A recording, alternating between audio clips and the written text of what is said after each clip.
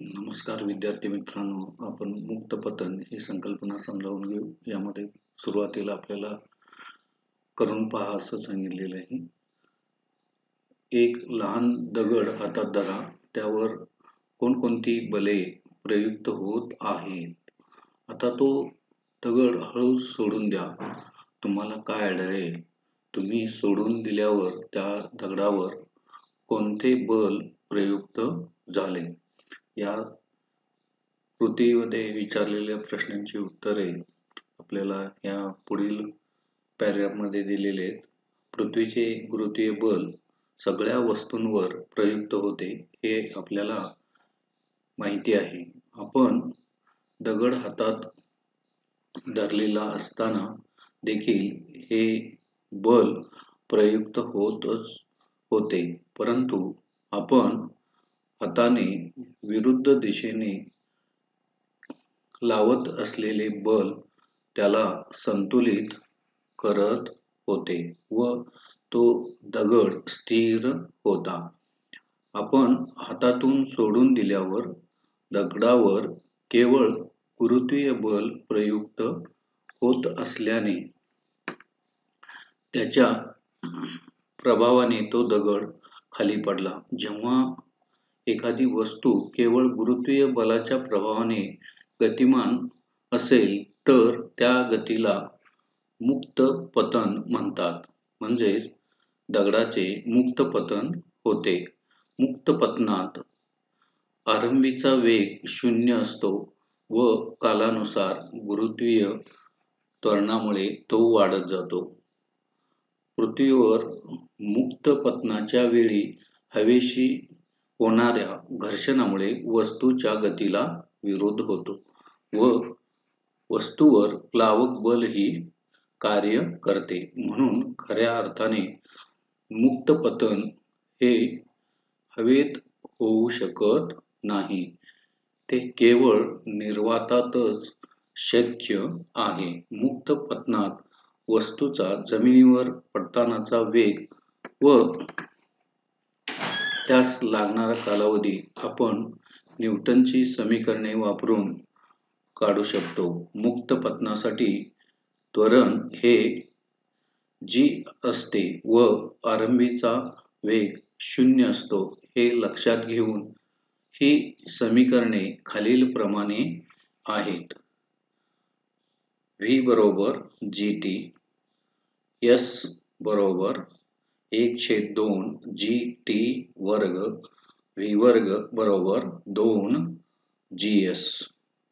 सरळ वर फेकलेल्या वस्तूच्या गतीचा अभ्यास करताना g चे मूल्य g ऐवजी -g धरावे लागेल, कारण या गतीत त्वरण हे वेगाच्या विरुद्ध दिशेने असते.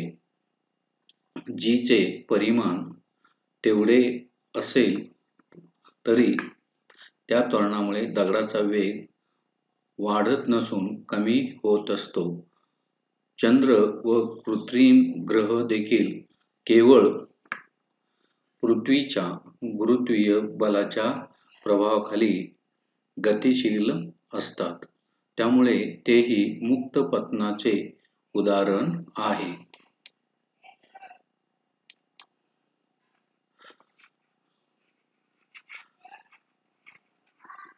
माहिती आहे का तुम्हाला?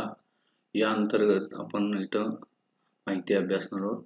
पृथ्वीवरील एका स्थानावर g चे मूल्य सगळ्या वस्तूंसाठी एक समान असते.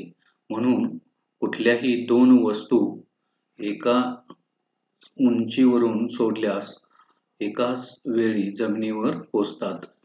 त्यांचे वस्तुमान व इतर कुठल्याही गुणधर्माचा या कालावधीवर परिणाम होत नाही. असे म्हटले जाते की गॅलिलिओने सुमारे इसवी सन 1590 मध्ये इटली देशातील पिसा या शहरात एक प्रयोग केला. 2 वेगवेगळ्या वस्तुमानाचे गोल तेथील झुकलेल्या मनोऱ्यावरून एकाच वेळेस खाली सोडले. तर ते एकाच वेळेस जमिनीवर पडतात हे सिद्ध केले. आपण एक जड दगड व एक पीस जर उंचावरून एकाच वेळेस सोडले तर ते एकाच वेळेस जमिनीवर पोचताना दिसत नाही. पिसाचे हवेशी होत असलेल्या घर्षणामुळे व प्रयुक्त होणाऱ्या प्लावक बलामुळे पीस तरंगत हळूहळू खाली येते व जमिनीवर उशिरा पोचते. हवेमुळे प्रयुक्त होणारे बल दगडाच्या वजनापेक्षा खूप कमी असते व दगडाच्या गतीवर परिणाम करण्यास कमी पडते. तथापि शास्त्रज्ञांनी हा प्रयोग निर्वातात केला असून दगड व पीस दोन्ही वस्तू एकाच वेळेस जमिनीवर पोचतात हे सिद्ध केले आहे. उदाहरण 1. एक 3 किलोग्रॅम वस्तुमानाचा लोह गोल 125 मीटर उंचीवरून खाली पडला, जीचे मूल्य 10 मीटर प्रति सेकंद वर्ग आहे, असे धरून खालील राशींचे मूल्य काढा. जमिनीपर्यंत पोहोचण्यासाठी लागणारा कालावधी, जमिनीपर्यंत पोहोचताना असलेला वेग, अर्ध्या वेळेस असलेली त्याची उंची. आता उदाहरणामध्ये दिलेली माहिती, लोहगोलाचे वस्तुमान m बरोबर 3 kg, कापलेले एकूण अंतर s बरोबर 125 मीटर, आरंभीचा वेग बरोबर 0 आणि त्वरण बरोबर a बरोबर g बरोबर 10 मीटर प्रति सेकंद वर्ग. आता यातील पहिल्या प्रश्नाचं उत्तर म्हणजे अ चं उत्तर आपण अभ्यासणार आहोत. हे उत्तर न्यूटनच्या दुसऱ्या समीकरणाप्रमाणे S बरोबर ut अधिक 1/2 at वर्ग.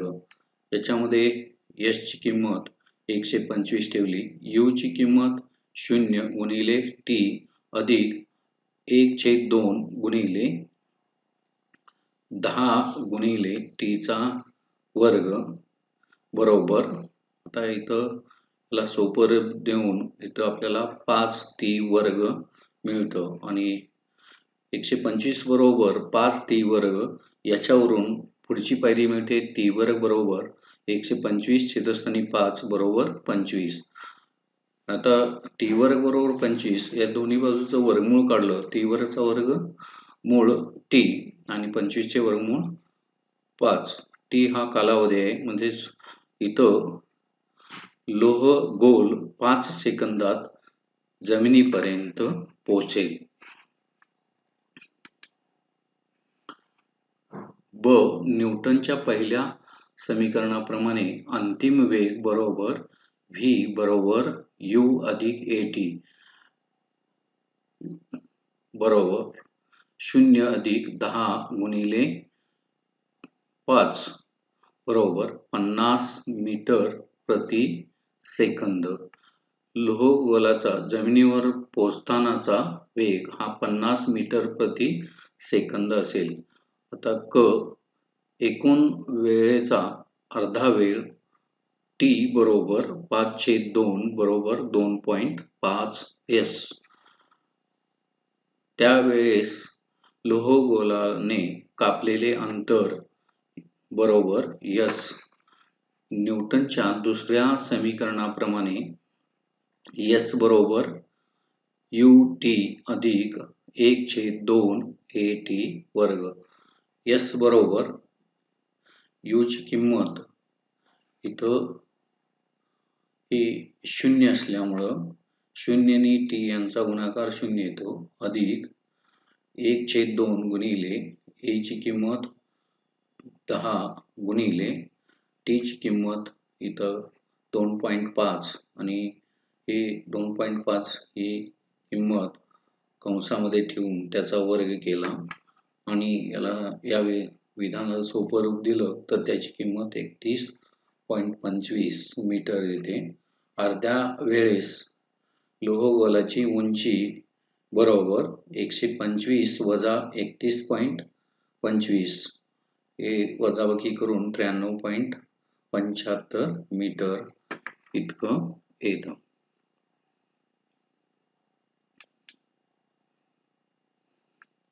उदाहरण 2. एका टेनिसचा चेंडू वर फेकला असता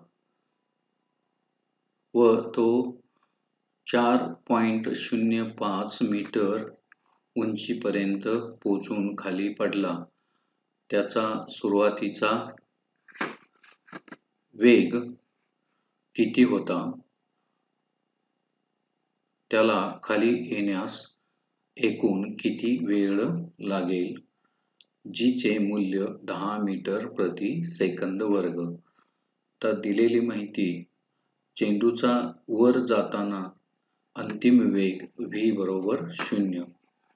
चेंडूने पार केलेले अंतर s बरोबर 4.05 मीटर. चेंडूचे त्वरण a बरोबर -g बरोबर -10 मीटर प्रति सेकंद वर्ग. न्यूटनच्या तिसऱ्या समीकरणाप्रमाणे v वर्ग बरोबर u चा वर्ग अधिक 2as. v ची किंमत 0 बरोबर u वर्ग अधिक 2 गुणिले -10 गुणिले 4.05. या विधानाला सोपं रूप देऊन आपल्याला पुढचं विधान मिळतं u वर्ग बरोबर 81 आणि दोन्ही बाजूचं वर्गमूळ घेऊन u बरोबर 9 मीटर प्रति सेकंद. चेंडूचा आरंभीचा वेग हा 9 मीटर प्रति सेकंद होता. हे आपल्याला उत्तर मिळतं.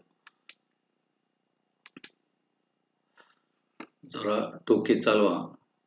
न्यूटनच्या गुरुत्वाकर्षणाच्या नियमाप्रमाणे अधिक वस्तुमान असलेल्या वस्तूवर पृथ्वीचे गुरुत्वीय बल अधिक असते.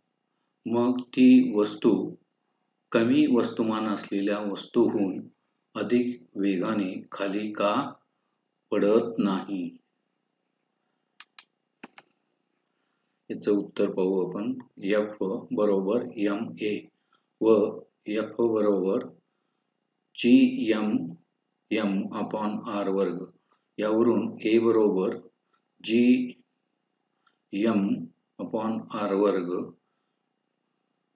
हे त्वरण वस्तुमानावर अवलंबून नसते हे स्पष्ट होते.